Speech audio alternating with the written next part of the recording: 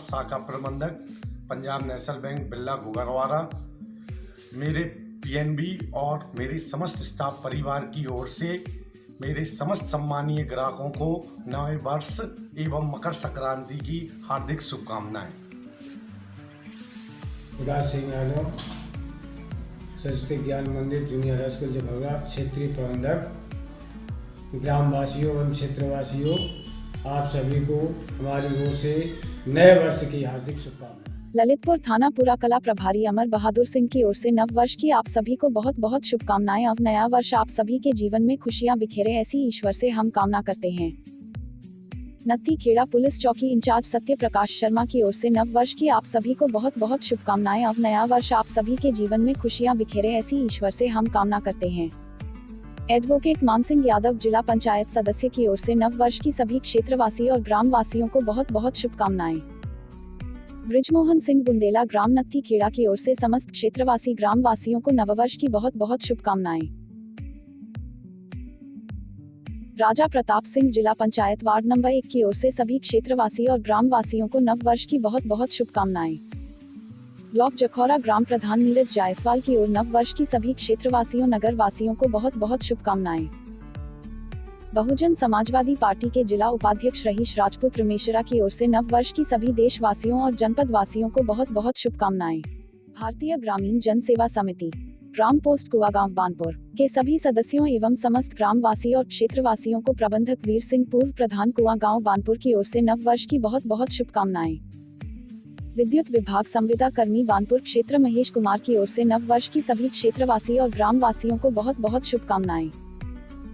सुधीर यादव विद्युत power house Banpur की ओर से आप सभी को नए वर्ष की बहुत बहुत शुभकामनाएं। समाजवादी पार्टी बार ब्लॉक सचिव इकबाल खान कुआगांव की ओर से नए वर्ष की समस्त क्षेत्रवासी व ग्राम वासियों को हार्दिक शुभकामनाएं। ग्राम प्रधान कुआगांव कृष्ण प्रताप सिंह की ओर से नए वर्ष की समस्त ग्राम वासियों और क्षेत्र वासियों को बहुत बहुत शुभकामनाएं। कोटेदार धर्मेंद्र यादव ग्राम पंचायत बरोखा बार की ओर से नए वर्ष की समस्त क्षेत्रवासियों और ग्राम वासियों को बहुत बहुत शुभकामनाएं। Subscribe now and press the bell icon. Never miss an update. नमस्कार दोस्तों, ललितपुर लाइव टीवी में आपका स्वागत है। मैं आपका दोस्त रवि जैन चुनगी। जैसा कि नगर पालिका परिषद ललितपुर द्वारा विगत 2014 के दरमियान जो बोर्ड मीटिंग के दरमियान जो गजट पास हुआ था, उसके अंतर्गत स्वर कर प्रणाली प्रभावी है, लेकिन विगत कई वर्षों से अनवरत इस स्वर कर प्रणाली का विरोध हो रहा है और सड़कों पर आंदोलन हो रहे हैं, ज्ञापनबाजी हो रही है और अनेक संगठन एक साथ होकर इसका अनवरत विरोध कर रहे हैं। उनका अपना कहना है कि स्वर कर प्रणाली का जो नियम लागू हुआ है वह कहीं ना कहीं विसंगतियों के धारा में बह रहा है। अभी विगत दिनों ललितपुर में व्यापारियों ने एकजुट होकर नागरिकों का सहयोग लेकर स्वर कर प्रणाली का विरोध किया और अपना ज्ञापन माननीय मुख्यमंत्री और प्रधानमंत्री को भेजा।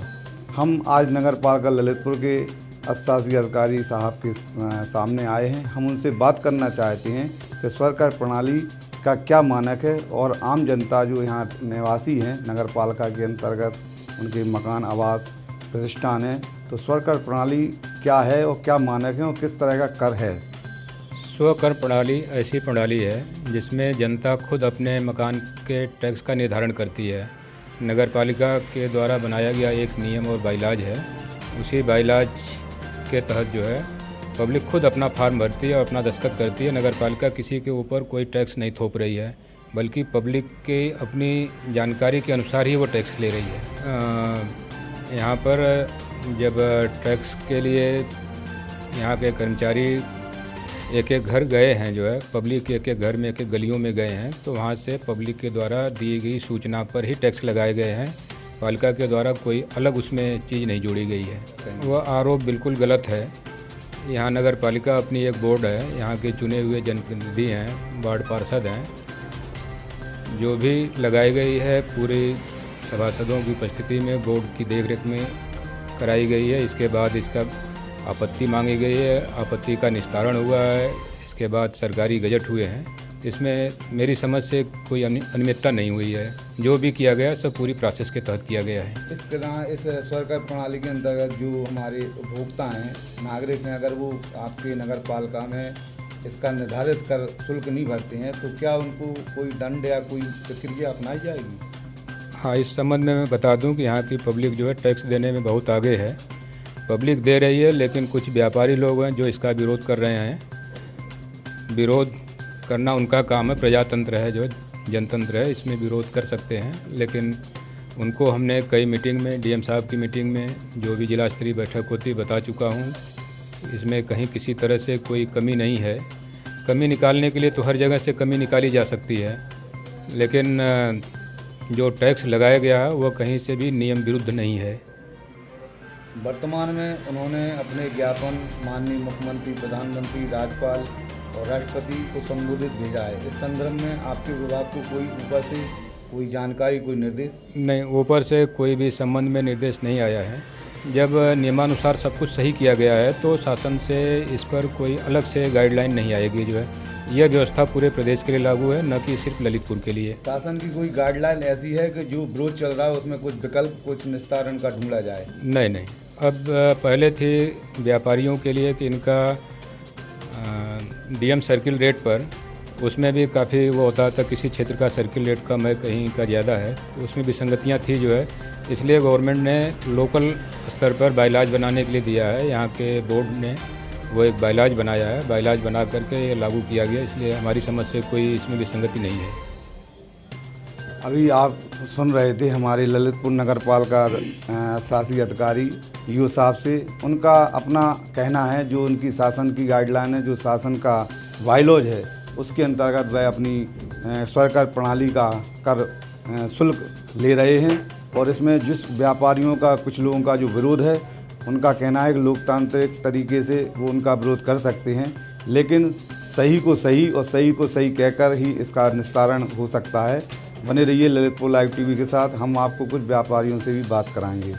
नगर पालिका परिषद ललितपुर द्वारा जो स्वकर प्रणाली का विरोध है और इसके अंतर्गत आंदोलन, अनशन, ज्ञापन इत्यादि प्रक्रिया लोकतांत्रिक तरीके से यहाँ के नागरिक और कुछ संगठन, जिसमें मुख्यतः व्यापार मंडल जो कर रहा है, और विगत दिनों उनका जो जंगी आंदोलन हुआ आम जनता का सहयोग लेकर, उससे यह महसूस हो रहा था कि स्वकर काल प्रणाली का कहीं ना कहीं निस्तारण आने वाले समय में हो सकता है।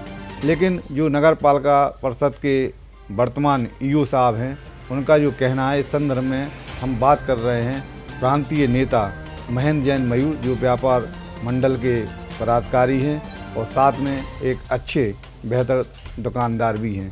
तो मैं महेंद्र मयूर से जानना चाहता हूं। स्वकर के संबंध में मेरा सबसे पहले कहना यह है कि नगर पालिका का पूरा प्रशासन, चाहे अध्यक्ष नगर पालिका हो, चाहे ईओ नगर पालिका हो, दोनों जो है जनता के लिए और प्रशासन को गुमराह कर रहे हैं। 2012 में स्वकर की प्रक्रिया लागू की गई थी, जिसमें व्यापार मंडल समेत 9 लोगों ने उस समय आपत्तियां दाखिल की थी और 9 आपत्तियों का आज तक निराकरण उनके द्वारा नहीं किया गया है। जबकि विधि सम्मत तरीका यह है कि जो भी आपत्तियां जनता से मांगी गई थी, उनका निराकरण किए बिना इस गजट को बनाया ही नहीं जा सकता है। किंतु नगर पालिका परिषद अपनी हठधर्मी पर उतारू है और इस कर को जो है जनता के ऊपर जबरन थोपना चाहती है। स्वकर का मतलब है कि जनता अपना करों का निर्धारण खुद करे। मैं जानना चाहता हूं नगर पालिका परिषद के अधिशासी अधिकारी से कि 40 लाख रुपया उन्होंने एक एनजीओ को जो है पेड करके जो है एनजीओ के द्वारा उसका सर्वे कराया था, जिसके आधार पर आम जनता को नोटिस जारी किए गए हैं। वहाँ पे किस जनता के किस व्यक्ति ने अपने जो है फॉर्म भर के उनको दिया है, मैं उनसे यह भी जानना चाहता हूँ।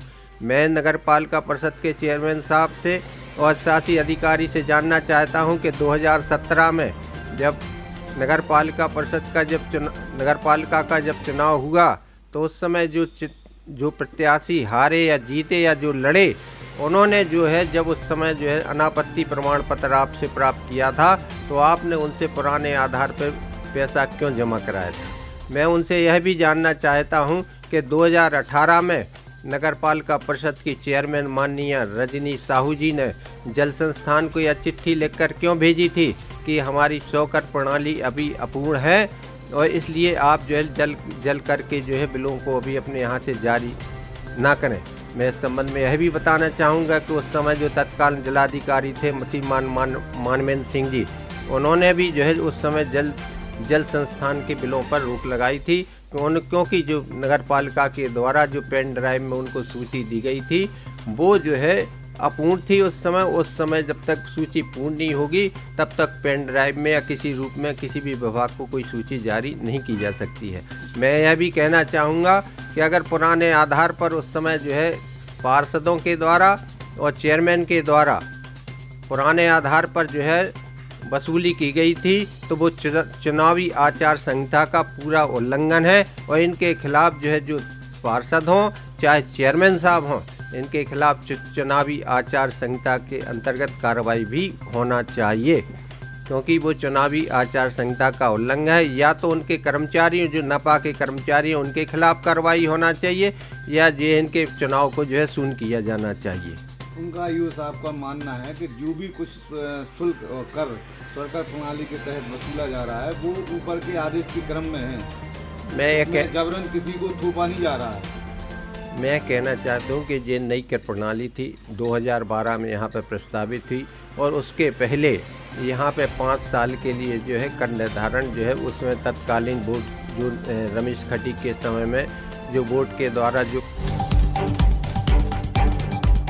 Subscribe now and press the bell icon. Never miss an update.